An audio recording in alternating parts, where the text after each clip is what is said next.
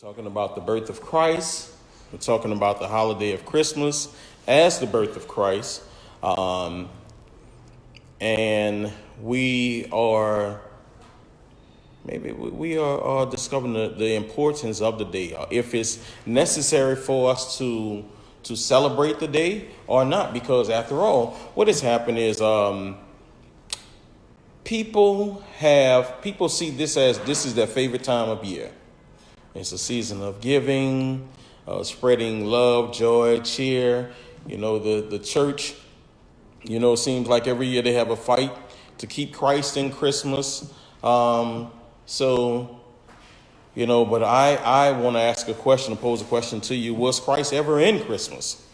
That's what I want to ask. Is there anything wrong with celebrating Christmas? So those are the questions that I have, and we're going to break things down and discover where did it come from, how did we arrive at this this great celebration on this day. So we're going to cover all of these things, and it's not too formal, so I'm going to jump around the Bible a little bit and show you some things. So pick it up, don't drag it though. And I'll show some things that's going to be enlightening for you. Okay, so let's get into the study. Okay, we're going to be using Luke chapter 2, basically verses 1 through 20, and also Matthew chapter 2. I think like the first several verses of Matthew. So let's get into this, and let me explain something. At the end of the day, it is your decision on whether you want to celebrate something or not. It is because everyone has free will. My job is I only provide the truth, and it's up to you if you choose to accept the truth or not. I'm not going to beat anybody over the head and say, "Oh, you're going to hell because you're not doing this and that." That's not my job. Neither is it the job of the believer. The job of the believer is to give you the truth, and then that way you can make an informed decision on the choices that you make in your life. Okay, all right. So let's start by asking, do we think anything is wrong with Christmas? Do we think anything is wrong with Christmas, or, anybody? No takers? I think we've been deceived when it comes to Christmas. You think we've been deceived when it comes to Christmas? How so? Because a lot of the world believe that Christmas is Christ's birthday, and that's the reason why we celebrate Christmas, because it is Christ's birthday. Okay. And he's the reason for the season. Okay. And all it is deception. Like I say, you just said, if you want to celebrate it, but just have the knowledge of the truth. Okay. So you say we've been deceived into celebrating it. Okay. So we'll cover that. Anybody else? Okay. All right. So you're saying that nothing's wrong with it when you understand the meaning of it. And so you're saying that the meaning of it is that it's Christ's birthday. Okay. All right. So anybody else? Anybody else? Okay. So I think maybe since you said that, I would like to ask, where have you? Does the Bible tell you that the 25th of December is the birth of Christ? They're going on Christmas Day. That's what they say. That's what they say, or is that what the Bible says? And I'm just posing these questions because this is how we get the truth. You understand? That's what the Bible says. That's what the Bible says? Okay. All right. So anybody else? Right there? You looking? You all right? Okay. All right. Anybody else? Okay. Well, let's get into the scripture. Let's start off with Luke 2 and 1. Luke 2 and 1. Luke 2 and 1 says, "And it came to pass in those days that there went out a decree from Caesar Augustus that all the world should be taxed. And this taxing was first made when Cyrenius was governor of Syria. Verse 3, and all went to be taxed, everyone to his own city.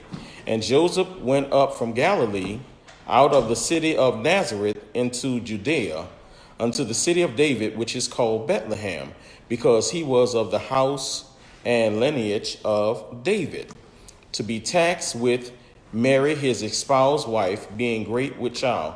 Espoused, same thing as being like engaged. Okay.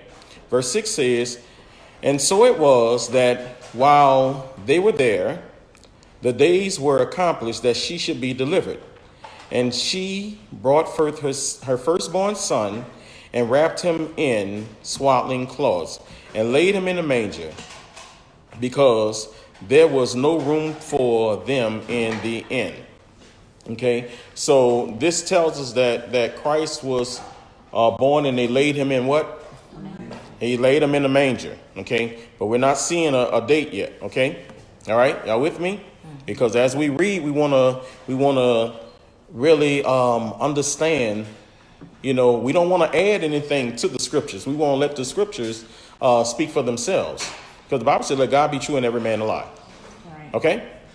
All right. So verse 8 says, and there were in the same country shepherds abiding in the field, watching over their flock by night. So when were the shepherds in the field? Okay. The shepherds were in the field at night watching over their flock. Mm-hmm. Okay. So still no date.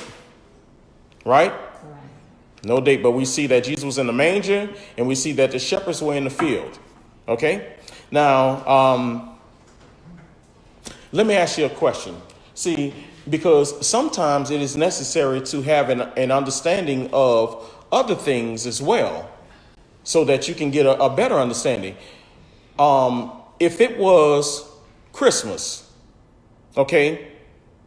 Because, matter of fact, let me ask you, okay, sheep and stuff, what do they do? What do they do outside? Eat, they feed. They graze, they eat, right? So they're eating grass, okay, right? Pretty much, right? Okay, so my question would be to you is, in the wintertime, is there really grass? Okay, I'm just asking some things, you know, to y'all to put something on your mind. Okay, and if it was at nighttime also, you know, in the wintertime, it would be kind of the inclement weather conditions for the shepherds to be outside. Okay, well, I'm just giving y'all something, but we don't see a date yet. Verse 9, and lo, the angel of the Lord came upon them, and the glory of the Lord shone round about them, and they were so afraid. And the angel said unto them, fear not, behold, I bring you tidings of great joy, which shall be to all people. For unto you is born this day in the city of David a Savior, which is Christ the Lord. Okay? And this shall be a sign unto you. Ye shall find the babe wrapped in swaddling clothes, lying in a manger. Okay? Who are we talking to? We're talking to the shepherds, right? And the shepherds were going to find the baby in what? Swaddling clothes, lying in the manger. Okay? Let's drop down to verse 15. And it came to pass, as the angels were going away from them into heaven, the shepherds said one to another, let us now go even unto Bethlehem, and see this thing which is come to pass, which the Lord had made known unto us. So right now we're understanding that the shepherds were not in the same place, right? Right? And so they said that, well, let us go see. All right? And remember, they was told that they were going to find the baby, what? In the manger, lying and wrapped in swaddling cloth. Okay, verse 16 says, and they came with haste and found Mary. So they hurry up and came. And they came with haste and found Mary and Joseph and the babe lying in the manger. Still in the manger. Y'all see this? And when they had seen it, they made known abroad the saying which was told them concerning the child. Okay, so they went and told everybody, all right? So once again, the shepherds went to see the baby in the what? Manger. No date. Okay? Y'all understand this? In the manger, okay? Now, Let me explain something to you. What we do know is we know that Jesus was born between 4 to 2 BC, from 4 to 2 BC. And let me just real quick, because we know that time went backwards to the birth of Christ. Time kind of, so that's why it's 4 BC was before 2 BC. So 4, 3, 2, 1. So we know that Christ was born between 4 BC and 2 BC. And we know that because of the when you cross the reference with Herod's reign, the reign of King Herod. Okay. And also we know that when you saw at the time, we know that in the 15th year of Tiberius Caesar is when Christ began to preach the gospel. So when you start putting things together, you start understanding the timeline. Okay, because Jesus started his ministry right around 30 years old. Okay, but I'm just giving you that information. Okay, let's switch over to Matthew 2. And remember, okay, again, Jesus was born in a manger, okay, wrapped in swaddling cloth. The shepherds came, they hurry up and came, and they were told that they were going to find the baby, what? Lying in the manger. Okay, all right, let's go to Matthew 2. Matthew 2, beginning at verse 1. Hey, what's going on? You all right? All right.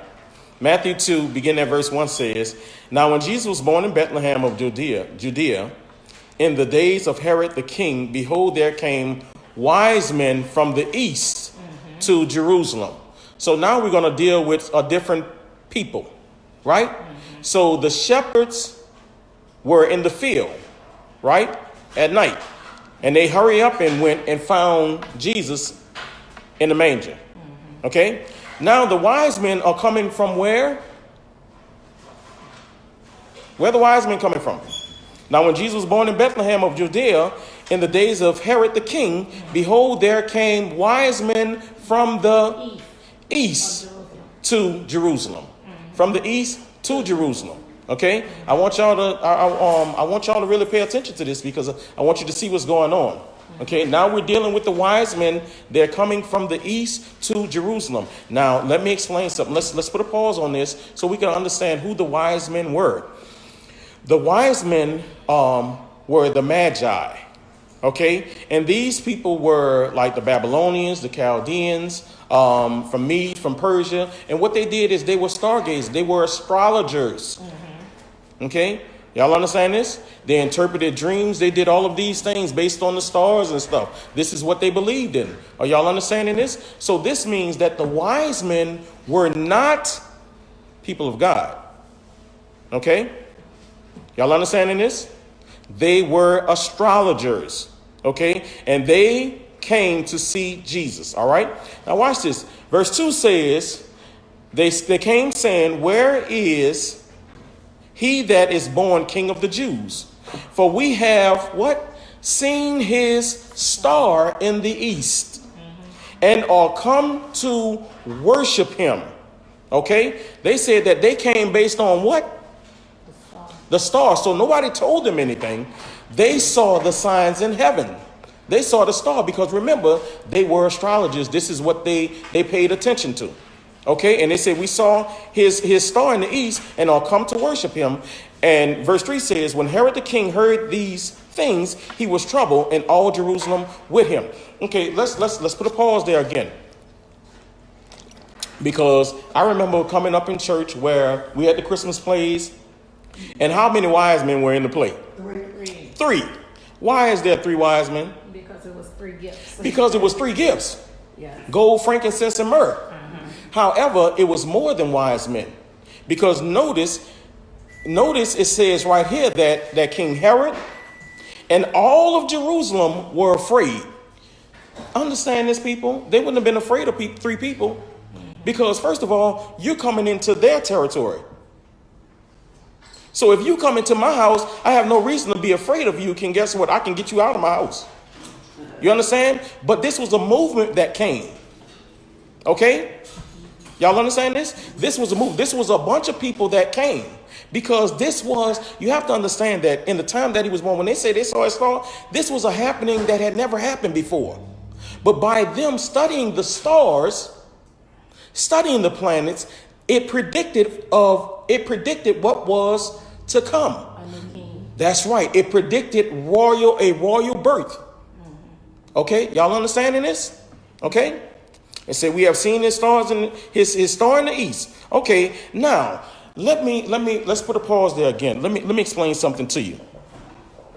I was taught, and I don't know how many of you were taught as well, that you do not mess with astrology. You do not get into zodiac, into the horoscopes and all of that. That's what I was taught. Anybody else was taught that same thing? Mm-hmm. Okay. You wasn't taught that? That you don't mess with the stars, the horoscopes and stuff? Okay. All right. Well, let me explain something to you. So I was reading in Job. Now, because understand, these men said we saw his star and came to worship him based on what? The star that they saw. Mm-hmm. So apparently there is something else that we're missing, because what I found out is there is a difference between astrology and astronomy. Astrology and astronomy. And the difference is astronomy is the study of the stars in the heavens. Astronomy. Okay? And astrology is the worship of them. Are y'all understanding this? The study of them versus the worship of them. Because we have to understand that with God, everything that God created is for his worship. Okay, so what this means is that when we see the heavens and all of these signs, we are to give God worship because of his creation. Mm-hmm. We worship God for the creation. However, with astrology, they worship the creation instead of giving God the worship.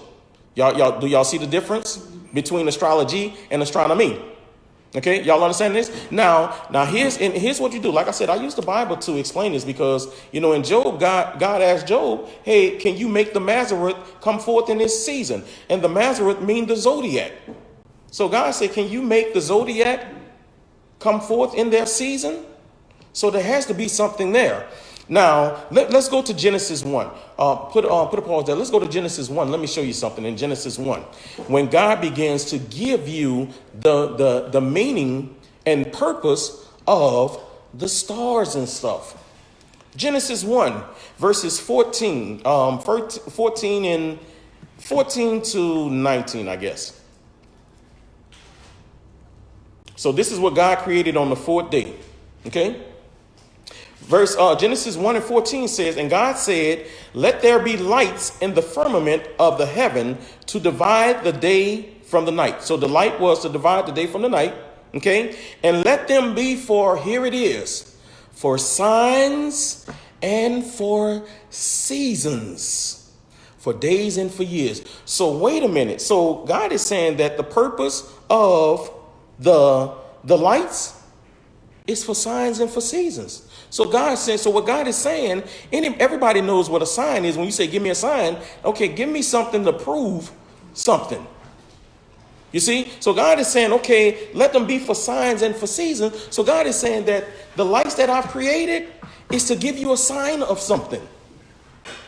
Y'all understanding this? God is saying, I'm giving you as a sign of something. What's going on? Okay, I want y'all to pay attention now. Pay attention, because when I ask you about the stars, what is the purpose of the lights, the stars and stuff? They are for what? Signs and seasons. So this is God's way of giving you a sign. Mm-hmm.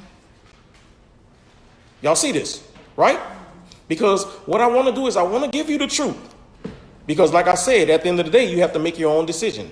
So when these men, these wise men came from the east to see what was happening, they said, we saw his star. So the wise men, by them being astrologers, an astrologer is involved in astrology, which means that they worship this. Okay? So they knew that, okay, something is happening. And they followed it to where he was. Okay? Y'all with me? All right. As a matter of fact, let me go back to these, the frankincense, gold, frankincense, and myrrh. Let me go back to that right quick, because this is why we thought that there was three wise men.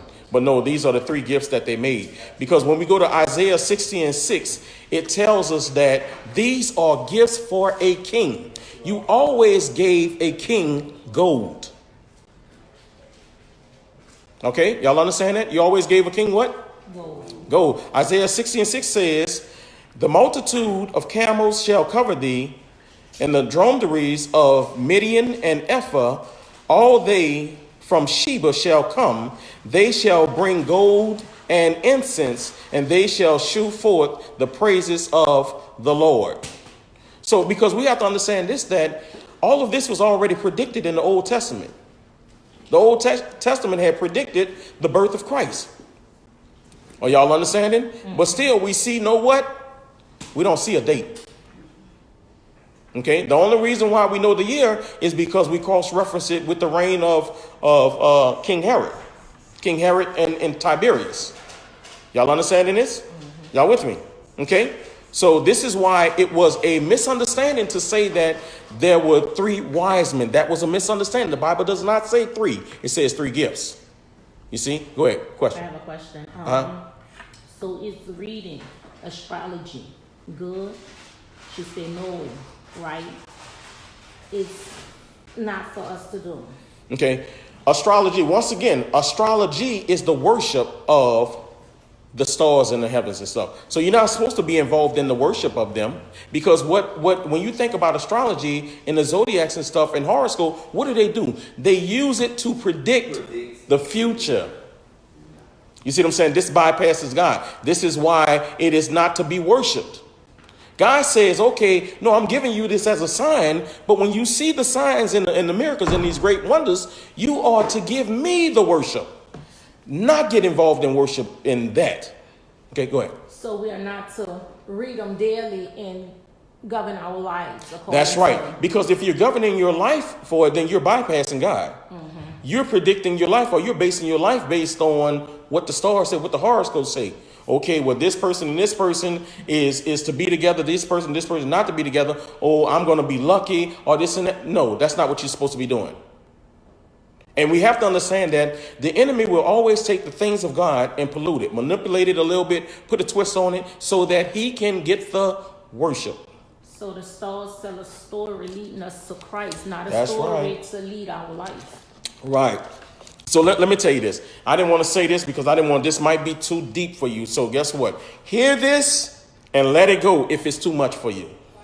The stars, the 12 signs, okay, also have 3 decans that go along with them. Okay, and what this is, it tells that when you understand Virgo the virgin, to Leo the lion, it tells the story of salvation, God's plan for salvation. Because who is Virgo the virgin, right? Well, who was born of a virgin? Christ was. You see what I'm saying? Virgo the virgin. Because outside of the Bible, there's no reason for a virgin to have a child. She wouldn't be a virgin. You understand? And the temple of Dendera, like I said, I'm giving you a bunch of information that you can hear. Let it go until later on when I do this teaching on the zodiac. The temple of Dendera is what told us that, okay, it goes from the Sphinx was the head of the woman in the body of the lion. Okay, is what told us from Virgo to Leo the lion. Okay, and as you go through, Jesus is the Lion of Judah. Y'all understand? Virgo the virgin, Jesus was born of a virgin. Then he's going to conquer. He was the Lion of Judah. Like I said, I know I'm giving you a lot of information, but when you start understanding these different signs, the scales and stuff like that, it's for balance and all of this. It has a biblical reference. And like I said, in a year's time, when the sun goes through the ecliptic path in a year's time, it tells you every year God gives his plan of redemption. Okay, like I said, it might be much right now.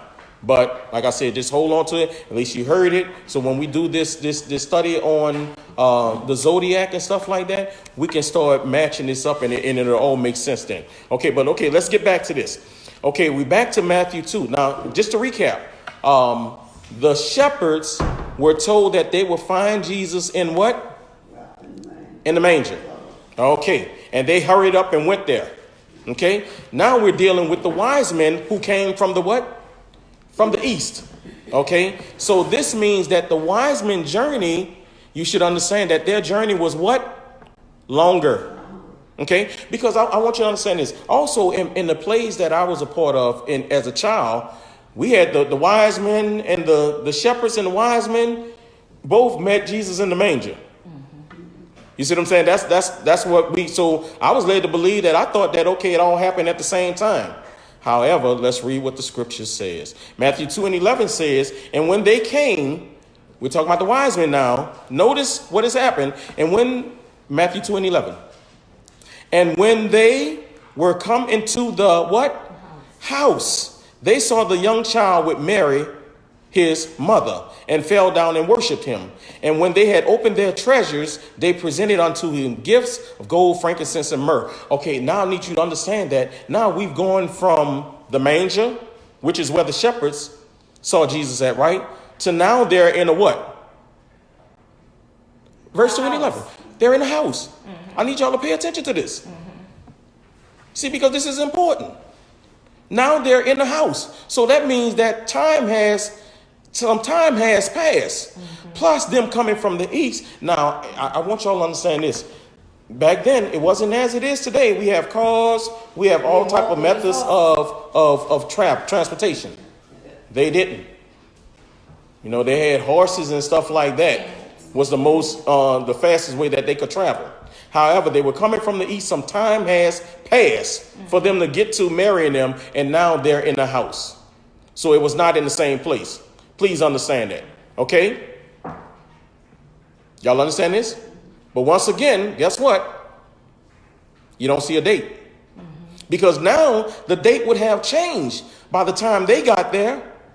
And notice when the shepherds, when they were led by the Spirit, guess what? They was told that, okay, you're going to find them here in the manger.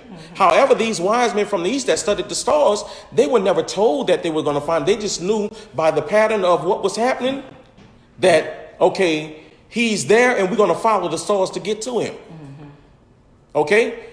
Y'all follow me? Because they said that once they got there, the star resided directly over where he was. Okay? Y'all with me? Everything is good, right? Right. Okay. Now, what I want you to see is that, yeah, they came and they worshiped the baby Jesus, the baby Yeshua, whoever you want to call him. They did come and worship Christ. However, them worshiping him was not a celebration of his birthday. It was a celebration of the manifestation of God's promise. This is what they was doing. They was worshiping that, okay, here's what God has promised. And it was so miraculous that even the outside people knew that, okay, this is something that is special. Hold on. Because we understand that even the Bible tells us that what? In the end, every knee shall bow. That's right.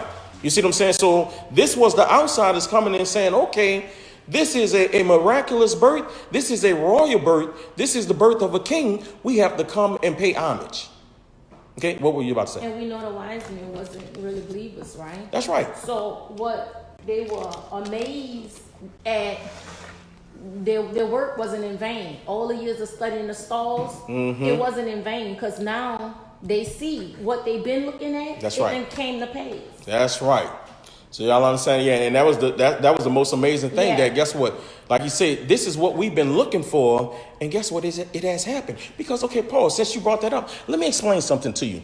Do you understand that before the Bible came, like I said, you have the sun going through the ecliptical path. Okay.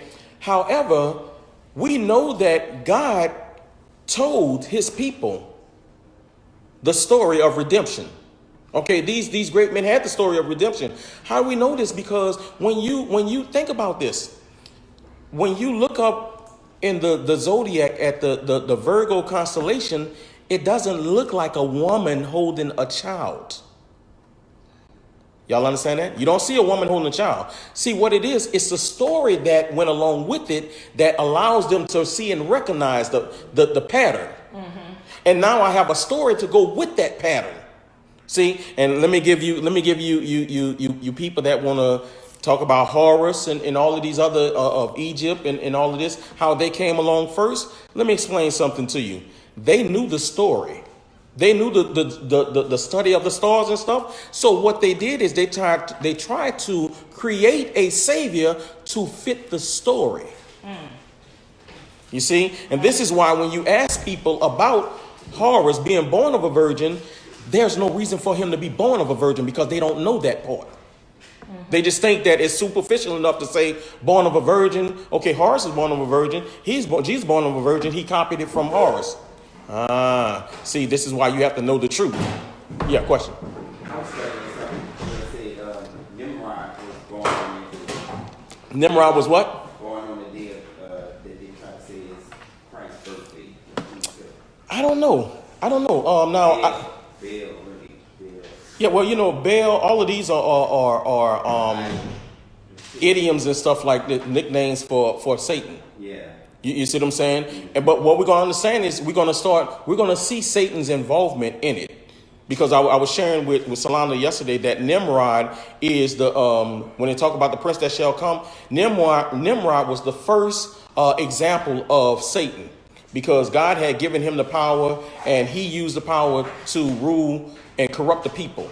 First thing that he did is he tried to build a tower, to heaven. You see what I'm saying? Same thing as Satan did. God gave him the power, and then when he received the power, he tried to establish a kingdom higher than God.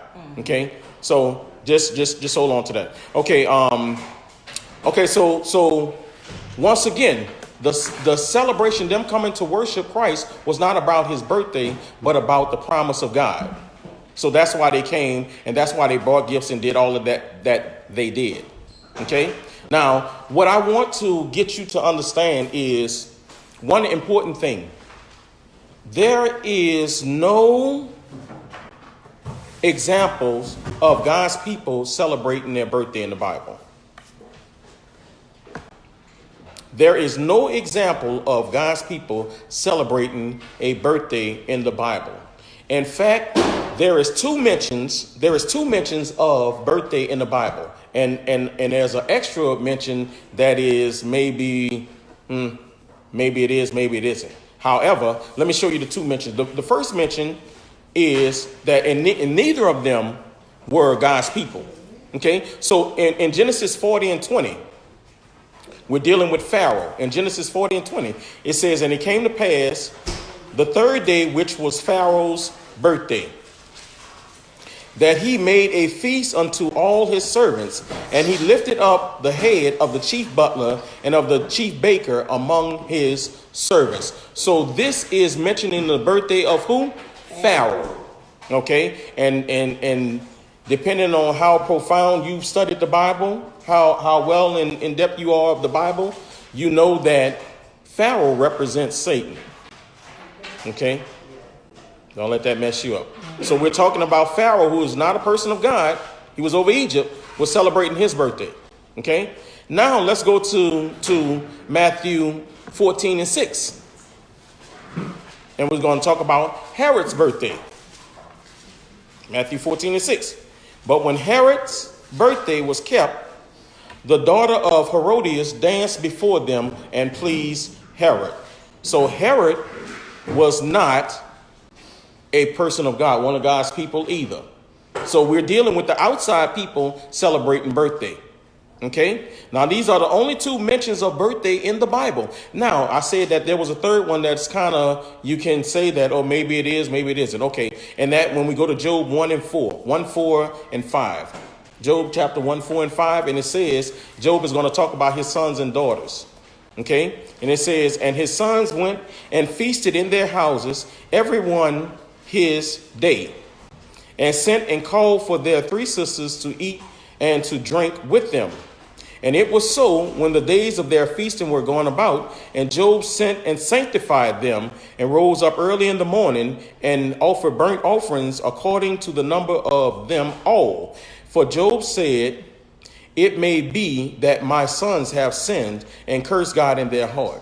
Job did this, thus Job did continually. So it's saying that, Job is saying that, on their day they got together and had a feast, but Job is saying that he offered a burnt offering on behalf of them afterwards. And he's saying that they may have sinned. You see what I'm saying? So here's what we know. We know that Job was an upright man. However, his children were not. You see that? So once again, even if they was partaking in their birthday, they were still not people of God. And we see in the man of God covering his children. Y'all seeing this? So these are the only times that birthday is mentioned in the Bible. Now, what I need you to understand about the celebration is, we understand that Josephus, which is the first century Jewish historian, Josephus confirmed that they never celebrated birthday. Why? Because with them celebrating the birthday, it singled out that they was, I guess, exalted on that day. And the Jews had a law pretty much that they had to always be humble. Y'all understand this? They had to always be humble. So being that if it was your birthday, now this puts you a day where I receive pretty much I get to worship on my birthday. Okay, I'm just giving you that piece of information. Okay, so now let's go back to the birthday, and let me show you. We already pretty much know that the outsiders celebrated birthday, but let me give you some information, because all of this is going to connect with astrology. All of this is going to connect with astrology. And what is astrology? The worship of the stars. Okay? Astrology is the worship of them, and astronomy is the what? The study. So you got study of the stars versus the worship of the stars. When you study them, God gets the praise. When you worship them, they get the praise. Y'all understand that? Between astronomy and astrology. So birthdays are going to connect to what? Astrology, the worship of the stars. Okay, so since there was no calendar, okay, when we're going back to the beginning of celebrating birth, since there was no calendar, the people pretty much couldn't tell when to celebrate the birthday. Okay, so they charted the horoscopes. You see, they charted the horoscopes, and this is how they began to celebrate based on the horoscopes. And this is how they begin to predict the future based on the horoscope, because we understand that these wise men were very brilliant people. Mm-hmm. You see, and they studied this. So they begin to predict the future based on the stars, their star pattern. Okay, and if anybody want to read the information, there's a book, the Lore of Birthdays. And that tells you about the beginning of birthdays and stuff like that. Okay, now let's start getting into everything that has become normal. So the idea of happy birthday and wishing you many more came from the people trying to avoid their enemies. When they considered the enemies, what happened is they considered evil spirits. This was a day to ward off the evil spirits and stuff. You see, and even with the birthday licks and stuff like this began with them beating off the enemy and warding off the enemy spirits. So they would give you like birthday licks. It seemed crazy, but I mean, now we know more. But however, this is where it came from, and now people still get birthday licks. Okay, now. Let's see, the birthday gifts were considered to be the sacrifices that granted favor. This is how they began to give gifts on the birthday. Okay, the birthday cake, when all of this has pagan ties to it. The birthday cake, the candles were, when you blew out made a wish. When you made a wish and blew out the candle, it was supposed to be granted because it was your birthday, and and this was your time of favor. Y'all see, and we know that even when we studied Halloween before, we know that the sweets and stuff was considered to be a gift to the evil spirits that granted you favor. So here we are with the birthday cake, which is another sweet that is a part of this tradition. Y'all follow me? Mm-hmm. Okay. Now, because all of this is connected to pagan worship, now you would understand why the Jews never took part in it. Okay? Because the Jews, God always told the Jews that what? Don't do as the people of the land do. Don't do as those that I've delivered you from. You're supposed to be doing something different. Okay, so y'all got that? All right, so this is why the Jews did not celebrate their birthday. Okay, and I had a reference for you. Oh, Josephus' book is against Oppion. The second book is what explains all of this as well. If you want to, anybody likes to read this information. Okay, all right. So, because another thing about these birthday celebrations too, they got involved in excessive drinking, lewd festivals, and all of this took part on this day too, which is still basically happening today when it's your birthday. You see what I'm saying? So nothing has really changed. Okay, now I've told you about you have a question? I've told you about the only two times that the Bible mentions the birthday. Okay, so now let's go to how we arrived at December 25th. This time. Okay, so December 25th December 20th, 21st is the winter solstice. Okay, and this is the shortest time between the sun rising and the sun setting, the winter solstice. Okay, and that happens on 21st, 22nd, somewhere along in there. Okay, now, and the pagans worship the sun, right? Because it was the defeat of the darkness over the winter. Sorry, the sun god defeating the winter, the darkness over the winter. Okay, I'm giving you information, just hold on to it. Now, there was at the time, there was a festival called Saturnalia. Now, please remember this. There was a festival called Saturnalia, and it was a week-long celebration. And for Saturnalia, it honored the sun god, and Saturn, the god of agriculture. Okay, and it was a time of drinking, lewdness, gambling, public nudity, and gluttonous feasting. Okay, and matter of fact, this is where we get orgy from. Happened at this time because there were sexual rituals and stuff that took place. This is where we get orgy from. The word was orgia, which means secret worship. Okay, and for everybody that's from New Orleans, Bacchus originated during this time. Bacchus was the god of wine. Okay, so Bacchus, all of these people was a part of this festival, and we're seeing that these different gods are being worshipped at this time. Okay, all right. So what happened is on December 25th, the Solus Invicti on December 25th is the birthday of the unconquered sun. Okay, and this took place on December 25th. Okay, now what I need you to understand is what happens is we have to go to the early spreading of Christianity. Okay, because we know that in early Christianity they was trying to grow the religion.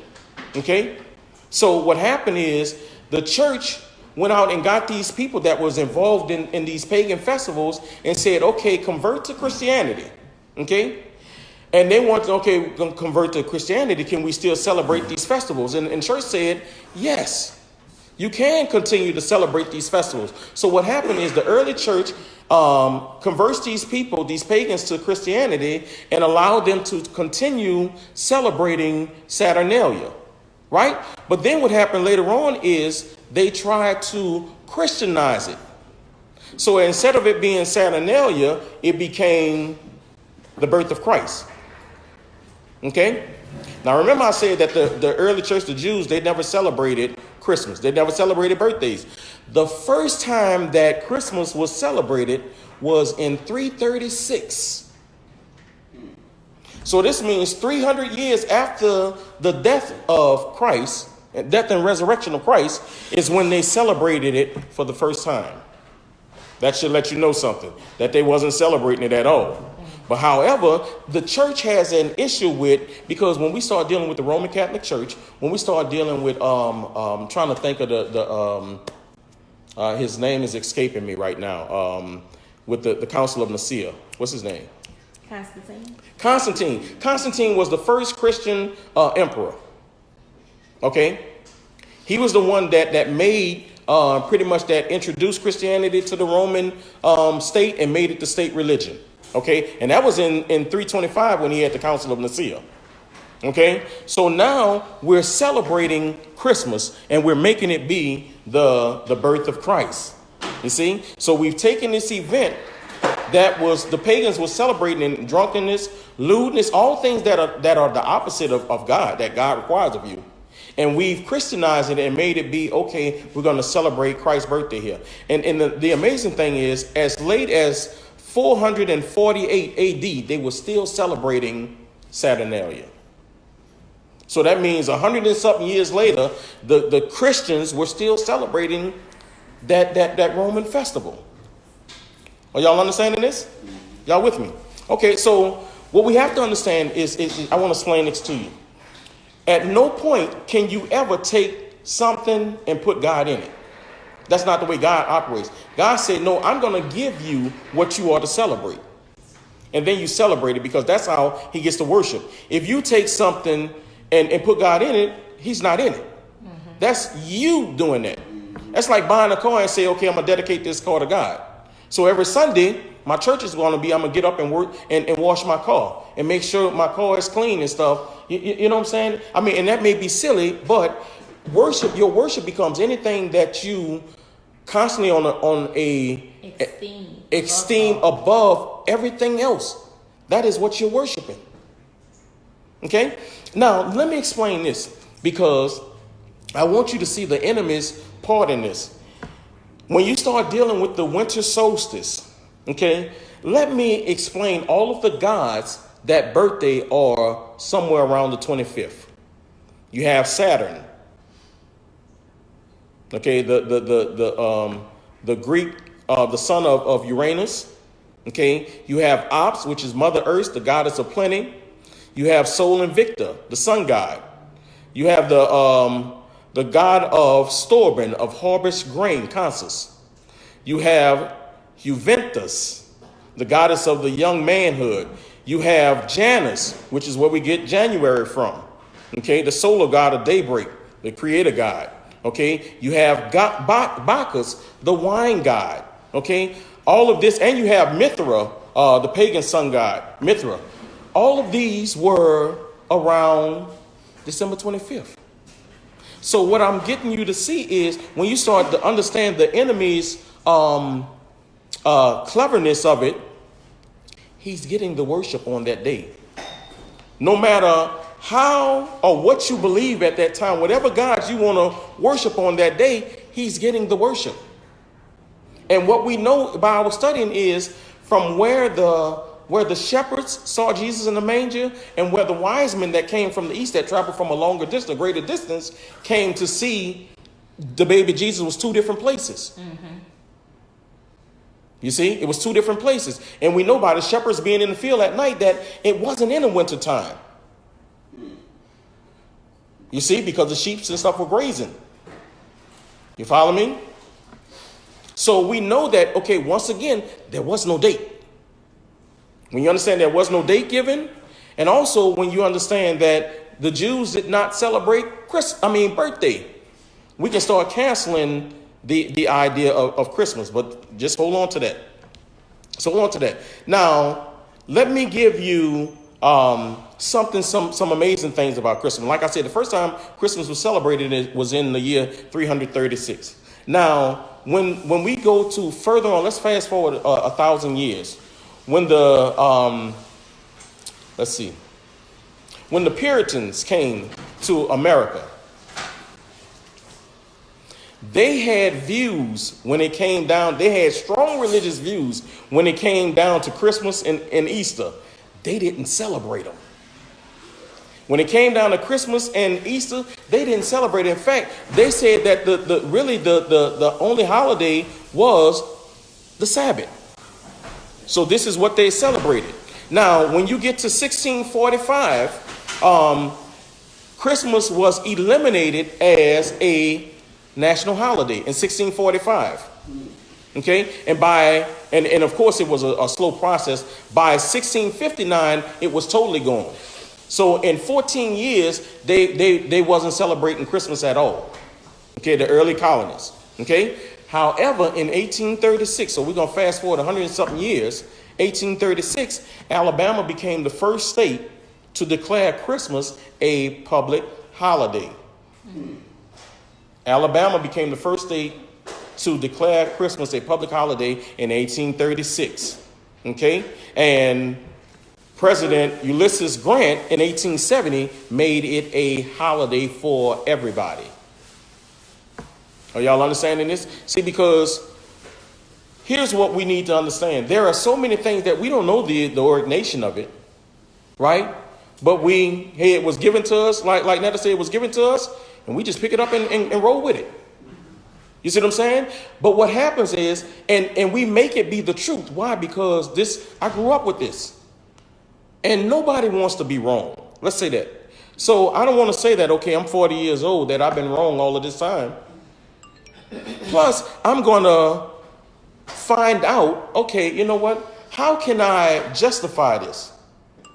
Okay, because here's what I want you to understand. Christmas has become, let me show you the manipulation of the enemy. Christmas has become the season of what? Giving.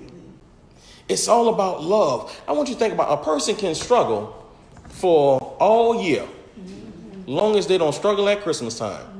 Everybody want to help them at Christmas time. Then after Christmas, what happens to them after Christmas? We don't care. Well, we ain't even going back looking for them either. Because just like, and I'm showing you the manipulation of the enemy, just like when it gets to that time, the season of giving, you start even feeling like you're in the Christmas spirit. You see, you're in the spirit of giving. We'll give to people that we won't normally give to around Christmas time. Then you know, some people go wrong and like they'll say, well, I'm gonna cut my bill short. I'll pay for this and then I catch out. That's right. But I just say something that's even in the atmosphere. Yeah. Right. Around this time, you used to feel so different when it comes to they'll say, well, I can't get nothing for my kids. Right. You know. So people are committing crimes and stuff to provide a good Christmas for their children. Now, and the crazy thing is, when you understand the Bible, all of this is contrary to the Word of God, because we're required to give at all times. But I always say this. See, we love to have a makeup day. Sure. Give me one time when I can make up for it, and let me make up for it that one time. No, when the Bible commands us to do it always. Or, like Shawan said, it's a show. The new thing is paying for layaways. Yeah. Let me go and just pay so much money on the layaways. You see what I'm saying? Go ahead. But that's the fruit of the Catholic Church. That's just like they can do whatever they want all year, and then Ash Wednesday come and you get the ashes on your forehead, and you know, it's fruit of the Catholic Church. That's right. And all of this, now remember, all of this started with the Catholic Church. Yeah. So guess what? Let me tell you something. So even when the church wants to fight and say keep Christ in Christmas, you know, when they put the X a few years ago, I remember when I was younger, they had started doing Xmas, and oh no, we're not having it. You're going to put Christ back in Christmas when Christ was never in Christmas. All right. You see what I'm saying? And it's amazing that people will, especially believers, will fight for a certain cause and not fighting for the lifestyle. Right. So you're fighting for something that Christ was never part of, never told you to celebrate. They never celebrated at all. But you're fighting for this and say, keep Christ in it, because this is our Savior's birth. Yeah, like a year or so ago, the Christians was fighting against Starbucks because they didn't have no Christmas cups. Oh yeah, that's right. Yes. Wow. And it's crazy because God was never there. Right. And you're being manipulated to worship in this season. You're manipulated to worship falsely. And guess what? And you're putting Christ as the image of what you're worshiping, but you can't do that. It's actually, you see, it's actually Satan that's being worshipped. Let me see if can I turn this? I can't. All right. But anyway, Satan is receiving the worship, and he's going to manipulate you to get that worship out of you. You see? And at the end of the day, it doesn't matter if you intentionally do it, if you knew the truth or not, because once you participated in it, you're participating in it. And what happens is we forget about it until what? Next year. So many people say what? Christmas is their favorite time of year. You see? And the enemy has created an environment for you to fall into. We are programmed to think like this when this time of year comes around. And how you know it's a spirit, January the 2nd, you feel totally different than you was feeling from Thanksgiving. That's right, it's over. Until New Year's. It's over. January the 2nd, if you would be honest, the feeling just disappeared. That's January right. the 2nd. That's right. And let me show you this. I want to take you to, let's talk about the Christmas tree. Because this is something that earlier I had a different take on it. Jeremiah talks about the worshiping of the tree. Jeremiah 10. And I'm going to just read it. Hear ye the word of the Lord. Hear ye the word which the Lord speaketh unto you, O house of Israel. Thus saith the Lord, learn not the way of the heathen, and be not dismayed at the signs of heaven. For the heathen are dismayed at them. And let me say right there again, see, that's telling you about the difference between worship and worship and studying. See, because the sign of heaven, the astrology, they're worshiping them, and this creates an awe for them, and they begin to worship this. Okay? Verse 3 says, for the customs of the people are in vain. For one cutteth a tree out of the forest and works. For the customs of the people are vain. For one cutteth a tree out of the forest, the work of the hands of the workmen with the axe. They deck it with silver and gold. They fasten it with nails and with hammers, that it move not. They are upright as the palm tree, but speak not. They must needs be born, because they cannot go. Be not afraid of them, for they cannot do evil, neither also is it to them to do good. Now, let me explain what was happening. Like I said, they was creating a god out of the trees, okay, in Jeremiah's time. And see, they was decking it out with silver and gold. They're decorating this tree and worshiping this. Now, my take was, before I did some studying, I said, well, no, that has nothing to do with Christmas, because at that time they wasn't celebrating Christmas, all of this. But however, what I found out is the image, the enemy has a way of repackaging things and representing things to you. Yeah, it may not be celebrated now, but I've introduced it so at a later time, guess what? If I keep on reintroducing it, then it's going to be accepted. And it's the same thing that happens with this tree. This tree was a god in the time of Jeremiah. Now, the same decoration and stuff, it has become a Christmas tree. So I'm going to put this, that's right, unconsciously, I'm going to put this in at the time of this false spirit that's controlling everybody. And it's all going to go together, and you ain't going to never know what hit you. So here you are. They got so many things that are evil. The gifts, the spirit in the atmosphere, the Christmas tree, the birthday, all of these things are being partaked in. You're participating in all of these things, not understanding that all of it came from the enemy. But once I get you, well, that was later on. That was later on, because what started happening, he said about the Santa Claus. What started happening is, okay, now it's involved into a big holiday.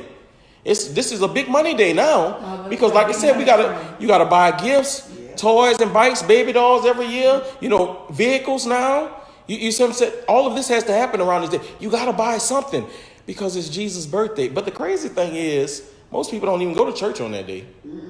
Most people, you buy gifts for everybody except Christ. You see what I'm saying? That's why I had a conversation with somebody.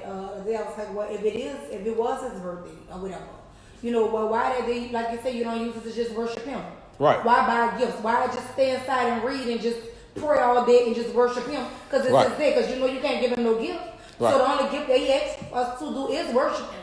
Mm-hmm. So on that day, since you can't give him a gift, Why not just worship him all day? Wake up that morning, let's just worship him all day. You know, shut yourself off from the world and just worship God because you're giving him a gift because this is day. But no, you go to family, feasts, drinking, fun, food, gifts, swapping gifts, and a whole 9 yards. And it's the same thing as Saturnalia. Of course, that's what I'm saying. It's the same. Look at it. It's the same pattern. Right. But it's no worshiping God in it at all. That's right. And all you've done is you've shifted your focus from one thing to make it be about Christ.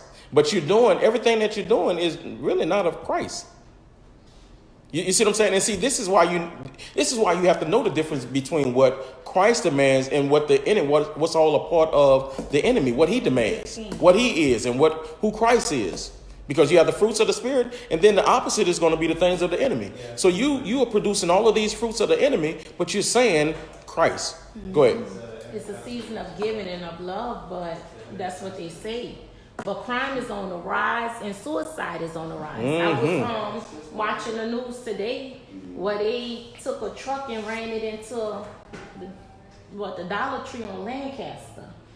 They was in there stealing, and the girl must have locked the door and locked one of the thieves in the store, and her boyfriend ran his truck into the front door to rescue out the Dollar Tree. But that show you how people are being manipulated. Where's the worship? You see, where is the worship? The worship doesn't exist. Because it's not about him. It's not about him at all. But he's become the face of it. Yes. He's the face of the franchise pretty much. But there's so much more that's going on behind that. You see what I'm saying? Like I said, people are committing crimes to provide a good Christmas. And that's what they say about Tom Benson's wife went to the Walmart uptown and paid over $100,000 and some thousand or whatever for every layaway that was there. Tom Benson wife, that's on the Saints, right? Yeah. Yeah, don't talk about them. They ain't do nothing. Then everybody was talking about that and like praising her for what she did. Like everybody posted and saying about this woman and this, but I mean, she went pay the levels, like you said, the $100,000 and some thousand. She could have went build an apartment building and put 60 or 70 homeless families that's under the bridge. Right, but like I said, the thing is, because. But you have to realize that, okay, like you said, that would be something that is required of you always. See, because like I said, we're required to give to the poor, to feed the homeless. We're required to do all this, to spread love. So how do we reduce it to being just at this time of year, feed the homeless, give to the poor, spread the love, spread the joy, the cheer? How? That's like the other day, I got a pair of shoes. Me and my daughter had went Saturday to this church the lady told us about. And they had so many shoes. By the time we got in there, they gave me 3 pairs of shoes. I can't wear them shoes. So I gave pairs of shoes to my niece across the aisle. I can't wear them. They brand new. Well, here's the thing. I just, I'm just saying, I didn't keep them myself. Okay. Here's what I think. I think that even when the church, let me tell you something. If anybody should know better, it should be the church. But I will tell you this, that churches and pastors are the reason for a lot of the nonsense that's going on. You know why? Because a prominent pastor participates in it. This huge church participates in it. Even when we go back to Rome, the church was the one that implemented this. So it becomes, okay, well, the church has compromised it, and how can it be evil when the church is doing it? So how can it be evil when the standard is participating in it?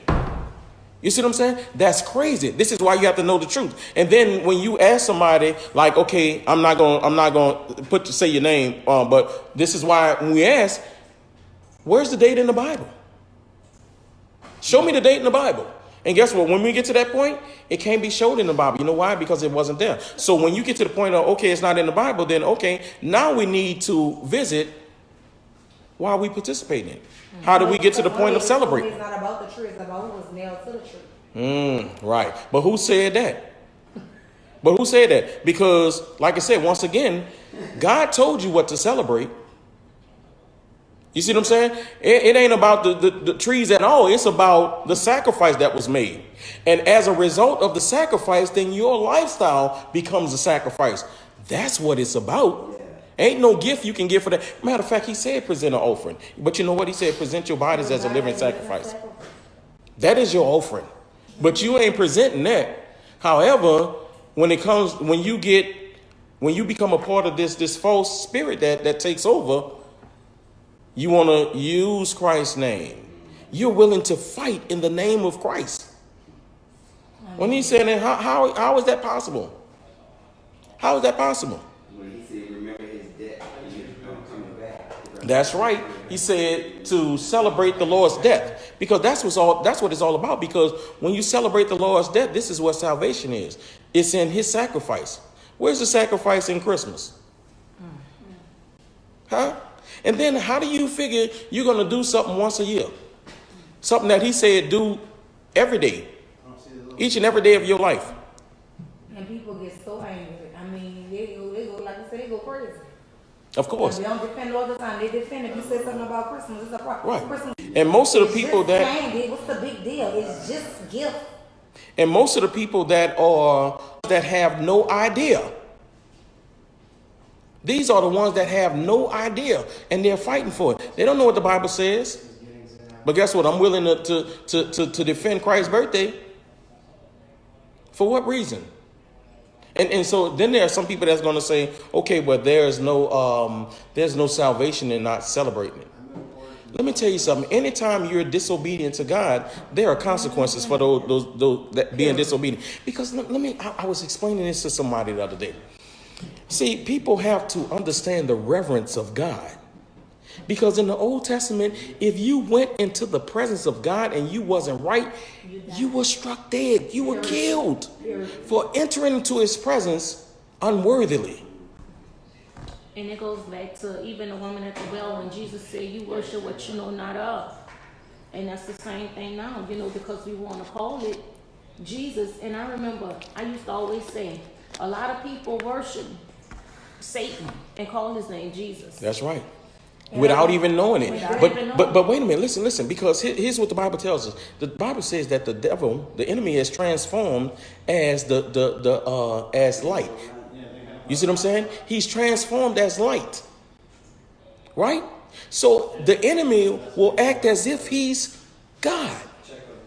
And if you don't know the truth, then guess what you're going to do? You're going to accept him as being God, and you're going to give him worship. Right? And here's the thing. So you're worshiping who you think to be God, and it's not God. So who's getting the worship? The enemy is. You see what I'm saying? The enemy is. And then when we go back to the New Testament, my people are destroyed because of what? A lack of knowledge. Because you didn't know. And so many people are just, when you don't know, you start giving your opinion. I don't think nothing wrong with it. It's a holiday for the kids. Don't take Christmas away from the kids. Who gave Christmas to the kids? The best thing that you could give your kids is the truth. You see what I'm saying? Exactly. That's the only thing they go have to fall back. That's right. Because I would rather you give me the truth and let me make the decision. Just like as my teachings are. I'm going to give you the truth, and then it's on you to make a decision. Right. Because another amazing thing is when the atheists come and tell you that Jesus wasn't born on the 25th of December. You know how many gods are born on the 25th of December? Because, see, what happens is when you put Jesus in that mix with all of these other gods, then you take away from who Christ is. Mm-hmm. You make him be just another God. He's born on the same day. He's born just like them. It's the same thing. So this is how, when you reduce it, and as being a part of the church, as being the expert on Christ, when you go along with this and you can't defend it, now you want to get mad because the atheist done told you that and can provide you proof that it wasn't on that day. Mm-hmm. Because understand this. See, this is why when you read the Bible in Matthew 2, this was an amazing event that happened. His birth was miraculous. This was something that had never been done before, which is why all of these people showed up to witness it. All of these non-believers showed up to witness it. There wasn't no other God born on that day. Matter of fact, all of the other gods are made up anyway. You see what I'm saying? But this is why they travel to this time, to this place, to witness it. You're experiencing greatness, to be in the presence of a king, but also to understand that these were not people of God, but they showed up and understood his royalty and showed up and gave him gifts of a king. You see? So this is why it's important to know the truth. But at the end of the day, guess what? It's on you to make that decision whether you want to serve God or not. Because what you won't be able to do is say, well, I thought it was Christmas. Oh, well, Christmas is your birthday. Because like I said, God said, don't add nothing to it or take away from his word. And if you notice everything of God, God told them everything that they were to celebrate. He said, hey, this is what you're going to do. You're going to celebrate this. You're going to celebrate that. You see what I'm saying? And he said that if I ain't give it to you, then you don't celebrate. Because he said that when you go into the land, don't practice the same things that they were doing. Because why? It's wicked. God is not in it. So that means that you can't take, okay, they're doing this, they're doing that. We're going to do it, but we're going to say that it's Christ. It's to God. How you going to throw God a birthday party? Anyway, don't worry about that. Go ahead. I think a lot of Christians or believers, they justify celebrating Christ for, that it's a day that we set aside, that the whole world observe Christ. And they justify that, knowing that, because a lot of them know December the 25th is not his birthday. But God is not a God of intentions. And we can see that with the story of David in the Ark of the Covenant. When he sent them out and the guy grabbed the ark when it went to Uzziah. He grabbed the ark and he was killed. Because the Lord is not asking you to do as you want, but to do as he have ordained. Okay, yeah. And let me tell you what Solana's talking about. Uzziah, in the Old Testament, the rules of the Ark of the Covenant, which represent the presence of God, was that only the Levite, the priesthood, could carry the Ark of the Covenant. And it was never to touch the ground. Nobody else could touch it. And it was never touch the ground, okay? So what happened is David put it on a cart. And when it began to rock and was about to fall, Uzziah came and caught it before it hit the ground. And God struck him dead. And when you think about Uzziah, think about what he was doing. He's saying that, okay, Lord, I know it ain't supposed to touch the ground. It's holy. It's holy. But God said you got to consider all of it. And see, this is why I say people don't understand who God is. Because God doesn't play. People want to ride off of grace and mercy. That's right. That's it. And it can't be. That's right. We take it for granted. That's right. Because God ain't striking nobody down anymore. So now we figure that we can get away with whatever it is. Yeah. However, God doesn't play. Even the priest. Like I said, you come in here and you ain't right, then guess what? You getting drug out of there. Because how could God punish me for setting a day aside to observe him? That's right. And how you punish for that day is because he ain't never tell you to set aside that day. He's saying that every day, all day is set aside for me. You ain't going to make up one day and try to worship or a season and try to get in what I've commanded you to do with your lifestyle. You're going to do it in one season. And many of us ain't doing it for the season. We just have that feeling for the entire season. We may help one or two people, but that's it. And like I said, January 2nd is over. Just like that, you go back to your normal life. Like nothing ever happened. As a matter of fact, I bet that same person can ask you for money and be like, oh, I ain't got it. You see what I'm saying? This ain't that time. You know what? See me in about 11 months. You see? So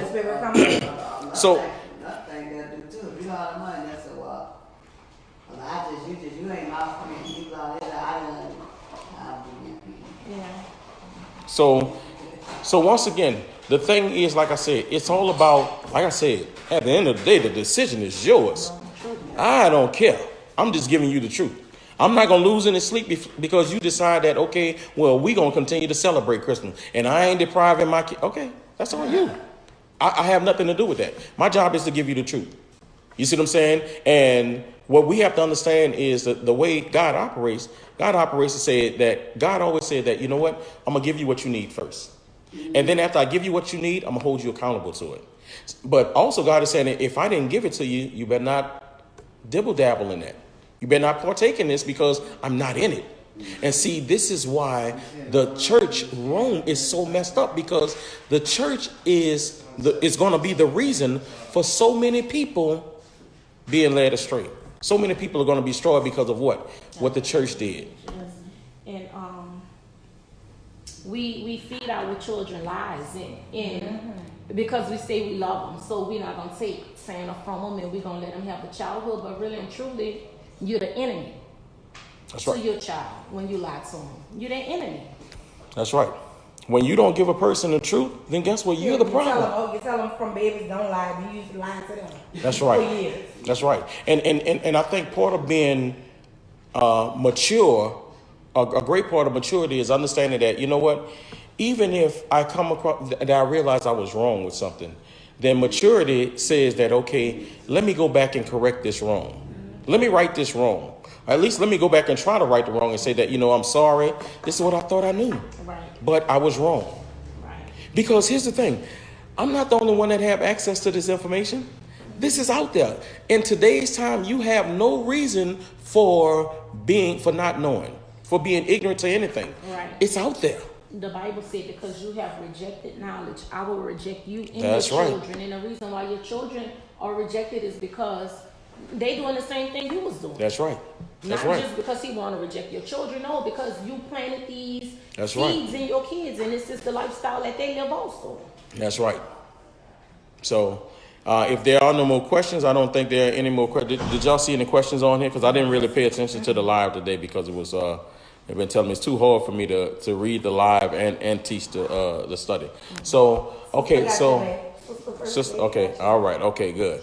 Okay, so at the end of the day, I said the Bible never said that the 25th was the birthday of Jesus.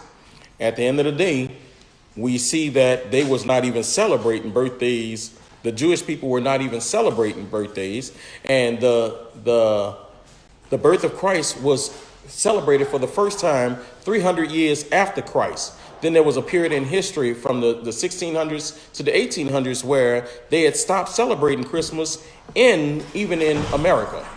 Okay? Why? Because once you be introduced to the truth, something has to change. You see? But understanding that if it was a tradition that was celebrated, then it would have been consistent. It would have continued.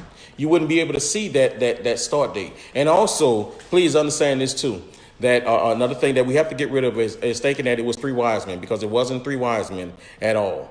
And understanding that the manger and the house were two different places where the shepherds saw Jesus in the manger, and where the wise men saw Jesus in the house was two different places. We're talking about a time lapse. All right. Okay, so this is why you need to know the truth. Okay, so let me see. Somebody said, and we suppose. Giovanna, she was talking about the birthdays that. Okay, yeah. We're not supposed to Well, celebrate. see, let me tell you. Here's why because at one point I was saying that okay, no to celebrating birthday, but what I started realizing is by us being everything that there's so much that is connected to our identification and our birthday and stuff like that is necessary according to the government for us to be a part of it. You see, so this is why I kind of was like, okay, it's okay. How you doing? This is why, because we know the date and we have a calendar, right? But we don't make ourselves gods, right? And we don't esteem that day above. And also getting into the astronomy aspect of it, or predicting our future, connecting with people because of their zodiac sign. All of that is wrong. Right. Okay. And all that, because I'm a Capricorn, and a Capricorn, right. Capricorn season and all this and that. Right. All that is playing into the kingdom of darkness. That's right. And one other thing, because like I said, I will be doing this study on the zodiac soon. But I need you, again, to understand the difference between astronomy and astrology. Astronomy is the study of the stars, because Genesis 1 told us that God created the lights, the stars, and the suns and stuff for signs and for seasons, for days and for years. So there are signs that are a part of astronomy. However, when it comes to astrology, it is the worship of them. And this is not what God is requiring us to worship, the creation. We are to always, at all points, worship him, not the creation. Okay? We see his creation, we're amazed, and we give him glory and honor because of it. Mm-hmm. Not we see his creation and we're so amazed by the creation that we begin to worship the creation. No, that's wrong. Okay. All right. So,